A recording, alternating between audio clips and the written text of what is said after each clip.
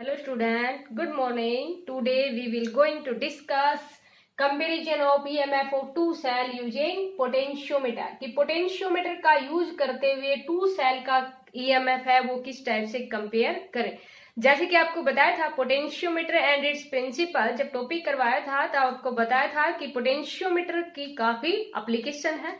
जैसे कि लास्ट जो प्रीवियस वीडियो थी उसमें हमने डिस्कस किया था कि पोटेंशियोमीटर का यूज करते हुए पोटेंशियल डिफरेंस कैसे कैलकुलेट करते हैं। अब है हमारे पास कि टू सेल का ईएमएफ है वो कैसे कंपेयर करते हैं। उससे नेक्स्ट हमारे पास जो एप्लीकेशन होगी वो internal resistance of cell using potentiometer. तो जैसे कि हमने बताया था कि जो पोटेंशियोमीटर के द्वारा जो ईएमएफ आता है हमारे पास या पोटेंशियल डिफरेंस आता है उसकी वैल्यू ज्यादा एक्यूरेट होती है किसकी बजाय, वोल्टमीटर की बजाय। तो जैसे टू सेल के ईएमएफ को कंपेयर करना है तो किस प्रकार से करें। तो देखो पोटेंशियोमीटर, तो ये जैसे कि आपको बताया था कि इतना आपके पास हर एक अगर पोटेंशियल डिफरेंस मेजर करना है या इंटरनल रेजिस्टेंस ऑफ सेल निकालना है या आपके पास ईएमएफ को कंपेयर करना है तो पोटेंशियोमीटर डिवाइस तो आपके पास वही रहेगा। जैसे कि आपको क्या बताया था कि यहाँ पर देखो लेंथ है ना वो कितनी भी ज्यादा हो सकती है और जितनी ज्यादा लेंथ होगी उतनी ही ज्यादा एक्यूरेसी आएगी। वैसे हम यहाँ पर ये जो लेंथ है वो कितने के लिए लेते हैं, 1 मीटर की लेंथ लेते हैं, मीन्स 100 सेंटीमीटर के लिए लेते हैं। तो जैसे कि ये ए पॉइंट है, ये हमारे पास क्या है बी पॉइंट, ये कॉपर स्ट्रिप है, वही वायर को स्टैंटन और मैंगनीज की वायर का यूज करते हैं। जैसे कि आपको बताया था जिसका टेम्परेचर कोएफिशिएंट है वो लो होता है, रेजिस्टिविटी है वो हाई होती है क्योंकि ये अलॉय है, ये कॉपर स्ट्रिप क्योंकि ये गुड कंडक्टर है इलेक्ट्रिसिटी की।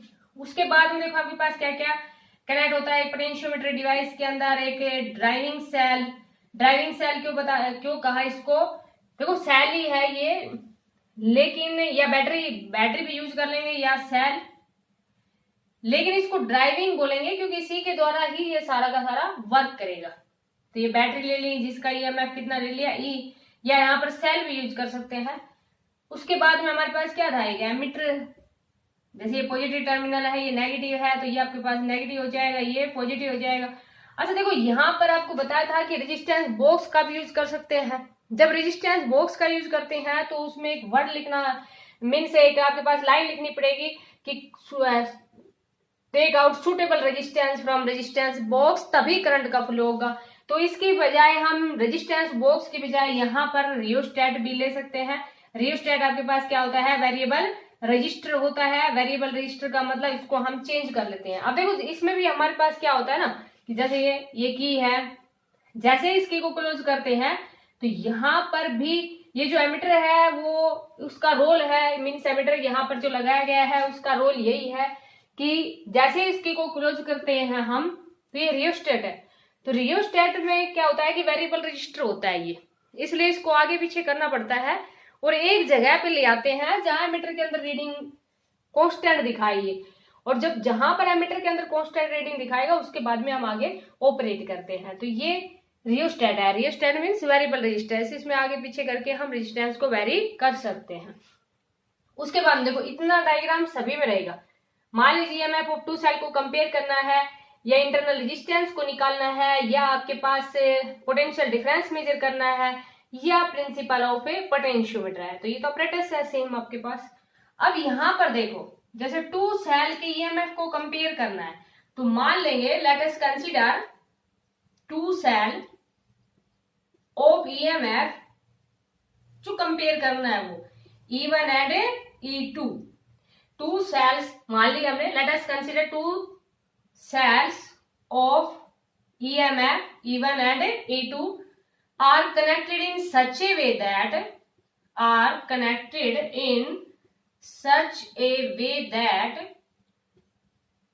positive terminal of both the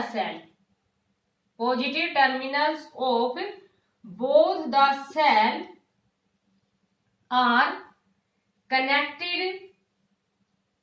to and A,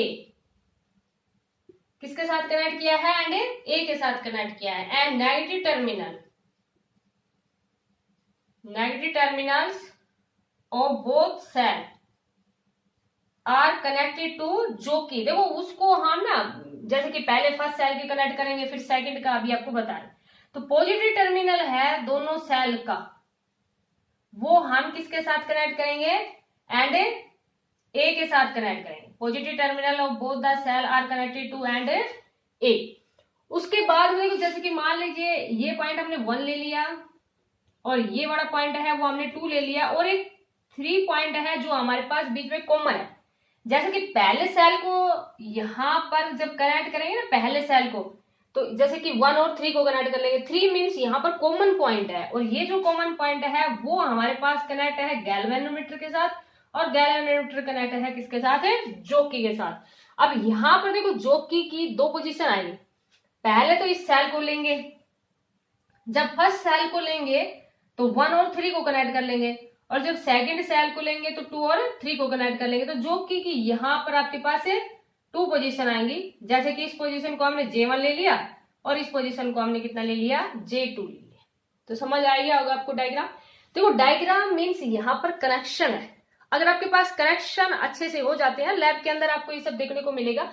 potentiometer apparatus भी होता है, और ये आपके पास एक प्रैक्टिकल भी है, जैसे कि पोटेंशियल ईएमएफ ऑफ सेल को कंपेयर करना पोटेंशियोमीटर का यूज करते हुए, या इंटर रेजिस्टेंस ऑफ सेल निकालना। तो ये आपके पास लैब के अंदर आपको प्रैक्टिकल भी करनी होती है इन पे। तो जैसे वहां पर आप देखोगे ना किस प्रकार से कनेक्ट किया है, तो इसी मेन आपके पास कनेक्शन है, बिल्कुल टाइटली इनको कनेक्ट करते हैं। और अगर आपके पास कनेक्शन सही हो गए तो उसके बाद में अब आगे कुछ भी नहीं है। तो इस प्रकार से हम इसको कनेक्ट करते हैं। ये आपके पास क्या है की। अब देखो यहाँ पर क्या होता है ना, स्टार्टिंग में क्या करते हैं कि जैसे पॉजिटिव टर्मिनल तो एंड पॉइंट ए के साथ कनेक्ट है दोनों के। उसके बाद नेगेटिव टर्मिनल को पहले हम क्या करते हैं कि जो वन जो सेल ईएमएफ का 1 जो ईएमएफ है उसका पॉइंट कितना ले लिया हमने, इसको ले लेते हैं 1, और यहाँ इसको क्या रिप्रेजेंट कर देते हैं 2। तो पहले देखो 1 और 3 को कनेक्ट करते हैं, पॉइंट या टर्मिनल्स इस तरह से लिख देंगे, टर्मिनल्स 1 and 3 आर कनेक्टेड। अब देखो स्टार्टिंग में आपको क्या बताया था, जैसे इस की को क्लोज करते हैं तो उसके बाद में constant current is flowing through the wire, क्योंकि यहाँ पर रियोस्टेट है, वेरिएबल रजिस्टर है, और वेरिएबल रेजिस्टेंस के कारण करंट की वैल्यू वेरी करेगी। तो पहले क्या करते हैं, इसको एडजस्ट करते हैं, उसके बाद में आगे ऑपरेट करते हैं। तो जैसे पहले सेल E1 को ऑपरेट करते हैं, मीन्स E1 को कनेक्ट करते हैं, तो क्या करते हैं, टर्मिनल 1 and 3 आर कनेक्टेड। अब जब देखो 1 और 3 को कनेक्ट करते हैं तो गैलोमीटर शोज डिफ्लेक्शन, और जैसे कि आपको बताया था कि पोटेंशियोमीटर है वो तो वर्क करता है नल डिफ्लेक्शन मेथड पे।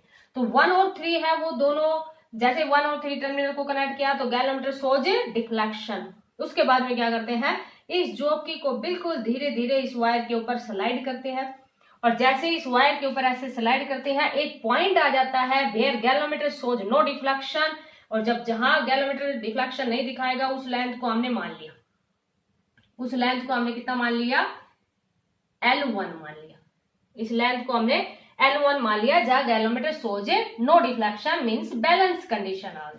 और जब बैलेंस कंडीशन आ गई तो ईएमएफ हमारे पास कितना है E1, और ये डायरेक्टली प्रोपोर्शनल होगा इस लेंथ के, और प्रोपोर्शनलिटी को हटाएंगे तो कितना आ जाएगा KL1, क्योंकि यहां पर जब ये बैलेंसिंग लेंथ आ जाएगी आपके पास तो जो पोटेंशियल है पॉइंट ए का वही इक्वल हो जाएगा पोटेंशियल एट पॉइंट J1 के, क्योंकि अब यहाँ पर कोई करंट तो फ्लो कर नहीं रहा, और जब कोई भी करंट फ्लो नहीं कर रहा it means potential at point A is equal to potential at point J1। तो हम यहाँ पर क्या कह देंगे कि E1 है वो डायरेक्टली प्रोपोर्शनल है L1 के, और यहाँ पर E1 is equal to K, और K आपके पास क्या है, पोटेंशियल ग्रेडियंट है। और पोटेंशियल ग्रेडियंट हम कैसे निकालते हैं, जैसे कि कोई न्यूमेरिकल दिया हो उसमें ये आपके पास ईएमएफ दे रखा हो, इसका मीन्स बैटरी की वोल्टेज दे रखी हो, और जो पोटेंशियोमीटर वायर ले रखी है उसकी लेंथ दे रखी हो, तो के निकालने के लिए फॉर्मूला क्या होता है V/L, क्योंकि के यहाँ पर क्या है, पोटेंशियल ग्रेडियंट। अब देखो दोनों सेल के लिए ये वैल्यू कांस्टेंट ही रहेगी ना, क्योंकि देखो ना तो इसको चेंज कर रहे हैं और ना ही जो आपके पास पोटेंशियोमीटर वायर की जो लेंथ ले रखी है उसको चेंज कर रहे हैं, इसलिए K1 नहीं लिखेंगे, क्या लिखेंगे, ओनली K लिखेंगे। अब देखो उससे बाद में क्या करते हैं, 1 को डिस्कनेक्ट कर देते हैं एंड कनेक्टेड 2 and 3। 1 को तो डिस्कनेक्ट कर दिया, अब किसको कनेक्ट कर दिया, 2 और 3 को। तो देखो सेल E2 है वो आ जाएगा कंडीशन में, मीन सेल E2 जैसे ही 2 और 3 को कनेक्ट करेंगे गैलोमीटर शोज अगेन डिफ्लेक्शन, तो यहाँ पर गैलोमीटर है वो डिफ्लेक्शन दिखाएगा। उसके बाद में फिर जॉकी को धीरे धीरे इसके ऊपर स्लाइड करेंगे, एक पॉइंट आ जाएगा, वहां गैलोमीटर शोज नो डिफ्लेक्शन, और वो पॉइंट हमारे पास कितना आ गया J2। मान लिया कि वो पॉइंट हमारे पास कितना आ गया J2, और इसको इस लेंथ को हमने कितना ले लिया L2, तो यहां से E2 is directly proportional to L2, तो E2 is equal to KL2। जैसे अभी आपको बताया ना कि यहाँ पर दोनों कंडीशन में सेम ही तो रहेगा, ना इसको चेंज कर रहे हैं ना ही पोटेंशियोमीटर वायर है उसको चेंज कर रहे हैं, तो K की वैल्यू क्या रहेगी कांस्टेंट ही रहेगी, मींस दोनों में सेम रहेगी। इसलिए K1 K2 से रिप्रेजेंट नहीं करेंगे, इसको किससे रिप्रेजेंट करेंगे, ओनली K से रिप्रेजेंट करेंगे। अब देखो कंपेयर करना है, कंपेयर कैसे करते हैं, रेशियो से करते हैं।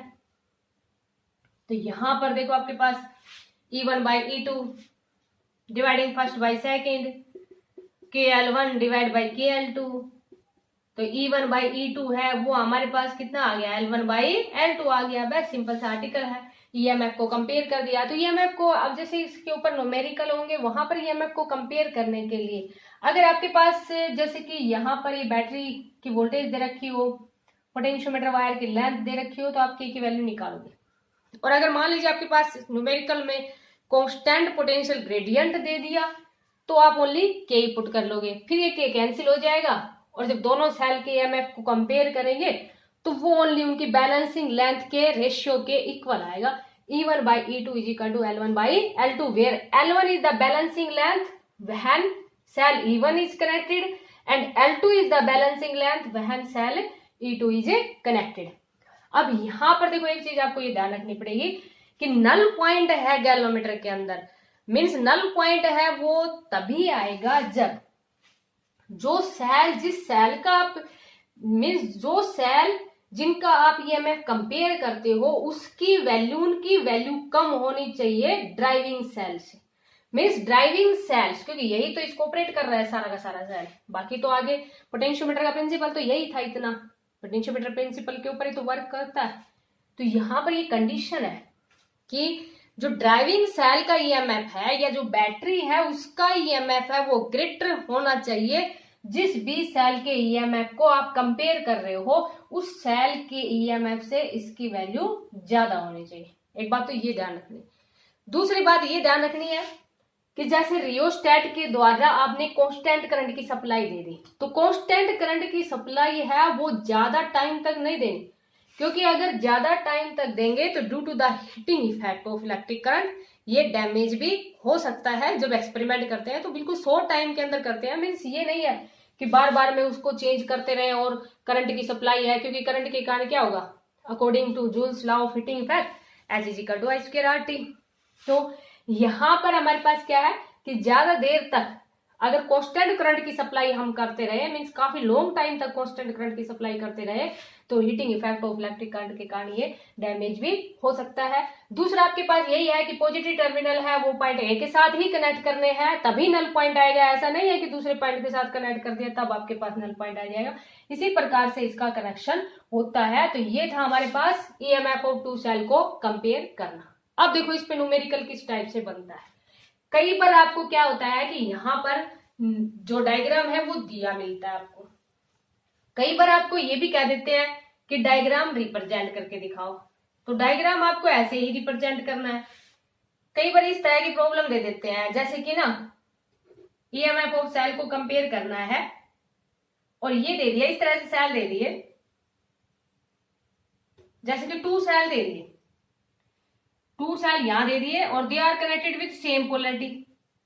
एक बार तो इनको सेम पोलैरिटी से कनेक्ट कर दिया और एक बार इन सेल को अपोजिट पोलैरिटी के साथ कनेक्ट कर दिया। देखो ये डायग्राम आपको बनाना भी पड़ सकता है। इस तरह से क्वेश्चन दे दिया कि cell E1 and E2 are connected with same polarity and cell E1 and E2 are connected with opposite polarity, then balancing length in first case is कुछ भी दे दी, जैसे 120 सेंटीमीटर दे दी, and balancing length in second case is, जब आपके पास same polarity के अंदर है तो बैलेंसिंग लेंथ है वो सपोज करो कितनी दे दी, 300 सेंटीमीटर दे दी, एंड कांस्टेंट पोटेंशियल ग्रेडियंट, और पोटेंशियल ग्रेडियंट है वो आपके पास क्या है, कांस्टेंट।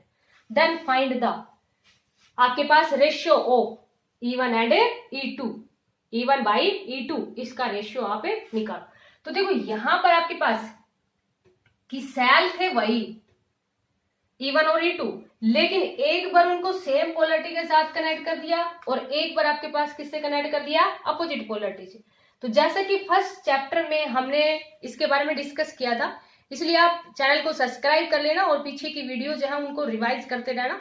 तो फर्स्ट चैप्टर के अंदर थी आपके पास two cells are connected in series and parallel, इस तरह की कंडीशन थी वहां पर कि जब सीरीज के अंदर कनेक्ट किया था तो आपने देखा था कि जब अपोजिट पोलरिटी के कनेक्ट करते हैं तो आपके पास क्या आया था, E1 प्लस E2, और अभी कांस्टेंट पोटेंशियल ग्रेडियंट बोल रहा है यहाँ पर, तो KL1 सीधी सी बात है, तो E1 प्लस E2। अब यहां पर देखो जब अपोजिट पोलरिटी के अंदर कनेक्ट कर रहा है तो बैलेंसिंग लेंथ आपके पास कितनी है, 300, और जब अपोजिट पोलरिटी सेम पोलरिटी के अंदर कनेक्ट कर रहा है तो बैलेंसिंग लेंथ कितनी है, 120। तो इसकी जगह क्या लिख देंगे, 120 के लिख देंगे। अब देखो इसको सोल्व करना है, बस ओनली सोल्व करेंगे तो देखो इसे कैंसिल हो गया, 2E1 इज इक्वल टू कितना आ गया, 420 के। तो यहां से E1 की वैल्यू कितनी आ गई, 210 की आ गई। ये वैल्यू आप देखो यहां से किसी में पुट कर देना, चाहे इसमें पुट कर देना चाहे इसमें पुट कर देना। यहां पर पुट करते हो तो 210 के plus E2 is equal to 300 के। तो E2 की वैल्यू कितनी आ गई, 300 के में से माइनस करोगे 290 को तो कितना आ जाएगा, 90 के आ जाएगा। रेशियो पूछ रखा है E1 बाई E2 का, तो रेशियो कितना आ गया, के से के कैंसिल हो जाएगा, तो कितना आ गया आपके पास, और भी कैंसिल कर दोगे इसको तो कितना रेशियो आ गया, E1 by E2 equal to कितना आ गया, 7/3। अब देखो ये एक तो इस तरह से आपके पास क्वेश्चन पूछ सकते हैं, इसमें दो ही टाइप के बनते हैं, या तो आपके पास इस तरह का क्वेश्चन दे दिया, या आपके पास देखो थोड़ा सा इस टाइप से दे दिया, जैसे सपोज करो ये आपके पास दे दिया 5V कि जो आपके पास ड्राइविंग सेल है उसका EMF है, या जो ड्राइविंग बैटरी है उसका EMF कितना है, 5 वोल्ट, एंड पोटेंशियोमीटर वायर की लेंथ है वो सपोज दे दी आपके पास कितनी, 5 मीटर दे दी, और ये ध्यान रखना ये सेंटीमीटर में है। तो यहां पर आपको पोटेंशियल ग्रेडियंट की वैल्यू पूछ ली जाए तो पोटेंशियल ग्रेडियंट की वैल्यू कितनी हो जाएगी, K is equal to V/L। तो V आपके पास कितना है, 5, और ये आपके पास कितना है, 5 मीटर। ऐसे ध्यान रखना ये सेंटीमीटर में है तो इसको भी सेंटीमीटर में कन्वर्ट कर लेगा। तो ये आपके पास कितना आ जाएगा, 500 सेंटीमीटर, तो कितना आ गया, 1/100 सेंटीमीटर। तो अब यहां पर हम जो ये K लिया है ना, हमने K लिया है, जैसे कि मान लीजिए ओनली फर्स्ट सेल का EMF पूछ लिया यहाँ से, तो 210 उसकी वैल्यू लगा देंगे 1/100। तो E की वैल्यू EMF फर्स्ट सेल के EMF की वैल्यू कितनी आ गई, 2.1। समझ आ गया होगा। देखो आपको टू टाइप से बताए। फर्स्ट आपके पास अगर क्वेश्चन में इस तरह से दे दिया कि कांस्टेंट पोटेंशियल ग्रेडियंट, कि पोटेंशियल ग्रेडियंट की वैल्यू है वो कांस्टेंट है, तब तो आपको क्या पुट करना है, ओनली K पुट करना। अगर आपके पास पोटेंशियल ग्रेडियंट की वैल्यू कांस्टेंट ना देके इस तरह से क्वेश्चन में दे दिया कि एक आपके पास ड्राइविंग बैटरी है उसका EMF है वो 5 वोल्ट है, और जो पोटेंशियोमीटर वायर है उसकी लेंथ है वो 5 मीटर है, then find potential gradient and find the EMF of E1 and E2 and find the ratio. तो रेशियो तो आपके पास सेम आएगा क्योंकि K की वैल्यू दोनों केस में सेम रहेगी, तो रेशियो तो आपके पास सेम आएगा। अगर आपके पास फर्स्ट सेल के ही पूछ ली जाए तो देखो यहाँ पर 210 आ गया था, K की वैल्यू निकाल लिया हमने, K की वैल्यू कितनी आई है, 1/100, इसे कैंसिल हो गया। तो फर्स्ट सेल का EMF कितना आ गया, 2.1। ऐसे आप सेकंड सेल का EMF निकाल लोगे, सेकंड सेल का EMF निकालोगे तो 90 मल्टीप्लाई 1/100, तो सेकंड सेल का कितना आ जाएगा, 0.9 आ जाएगा। दोनों का रेशियो पूछ रखा है तो दोनों का रेशियो निकाल लोगे आप, तो समझ में आ गया होगा आपको। तो इस तरह के आप बाकी के जो एक दो टाइप के, सॉरी टाइप तो यही है, एक दो न्यूमेरिकल है इनसे रिलेटेड, वो आप सोल्व करना। Thank you, have a nice day.